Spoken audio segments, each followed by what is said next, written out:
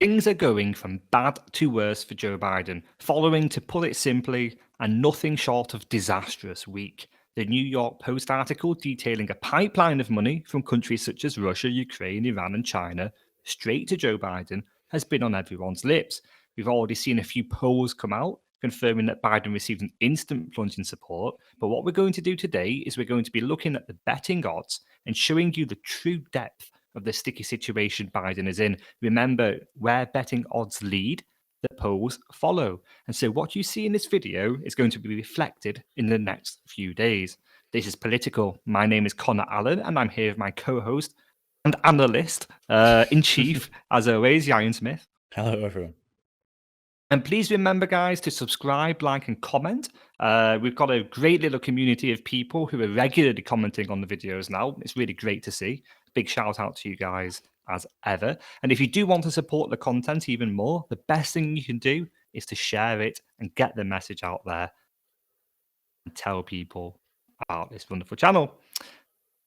And with no further ado, we're going to move in to that analysis. Yeah, so Real Clear Politics, in the same fashion that they have, obviously, as many polling websites do, a kind of national average of where the polls are and state by state where the polls are and show trends. They also follow the betting odds of various different betting companies, big betting companies, and they aggregate those odds to, again, kind of give us a trend, give us an idea of who is the general public backing, who do they think is going to win the election. And if you actually have a look at the graph here, you can see the most notable thing is this plummet in the odds for Biden. The gap has closed by 20% in terms of chances of winning over the past week, 1 week alone. And it doesn't show any sign that it's going to stop either. So you can kind of see here, looking at this chart, the various different milestones in this election cycle in the campaign. Obviously here, this big swing towards Biden is when Trump got coronavirus. And obviously many people were obviously going to be concerned, or that Trump would be able to recover from that, both politically and in terms of his health as well. And so this trend kickstarts with Trump coming back out of hospital. He's been cured or has recovered from COVID, however you want to put it. And suddenly there's confidence in him again. And then that trend now continues following the Hunter Biden email scandal. And it's showing no sign of stopping. And in addition to that, and obviously this is one of the main drivers of, the polling odds anyway, or so the polling odds, the actual odds anyway, is that 75% of the money that in the past week on of people that have bet on the US election have bet for Donald Trump. So it shows that people right now seem to believe that Trump is winning, and it echoes that sentiment that we see in the polls, because in the polls they often ask them, okay, well, who are you voting for? And oh, Biden, Trump, whatever. And then they'll say, well, who do you think is going to win, or who do you think your neighbors are voting for? And we see in those metrics Trump is way outperforming what how he's doing in terms of who they say that they're voting for. And some pollsters use that as a kind of psychological insight into, if people are actually lying, and you've got that shy Trump vote. Who are you voting for? I'm voting for Biden.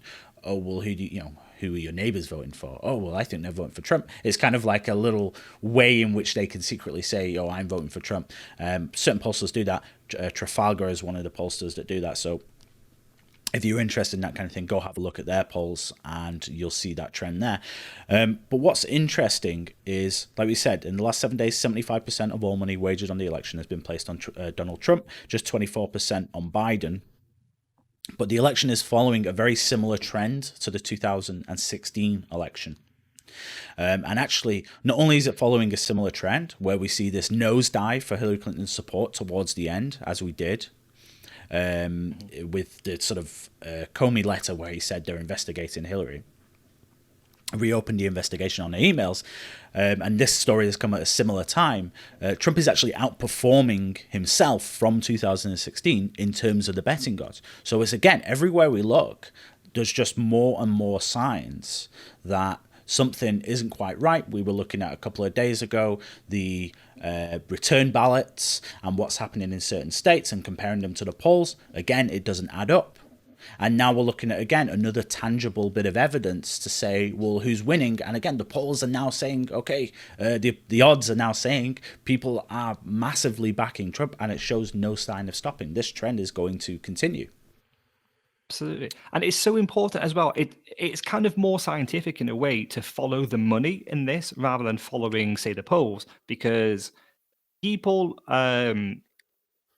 so the betting odds and looking at the money placed on the two candidates, it doesn't reflect people like you and me, right? Who you say, okay, I'll put a tenner on Trump to win the election, right? It's huge, shadowy companies. They're based in like Malta or Gibraltar or places with good, favorable laws for betting firms. And they hire mathematicians, analysts, these sorts of things, and they move the money around. So if you follow that money, you see a very real scientific analysis that you don't really see with the polls, because the polls are always hampered by their algorithms and everything, right? It is really important to follow it. And as you said, yeah, no chance that this stops here. Tomorrow, the story doesn't go away, does it? No, exactly. And we've already discussed this. I think we're going to see continue more leaks, more information coming out now about these emails. They've even just seized another laptop. The Ukrainian authorities have seized another laptop in Ukraine. So there's more to be expected. This story isn't going away. It's going to hurt Biden. And, you know, it's one thing saying, hey, the story is going to continue to develop. But it's another thing saying, but that's having a very tangible effect on what people think. And everywhere we look now, we showed in that IP, oh God, I've forgotten their name, but the poll over the weekend that showed that Biden's lead cut in the polls by 3 points over the course of a day. After that story came out, over the course of a day, it cut by 3 points. And now we're seeing this massive shift in the polls.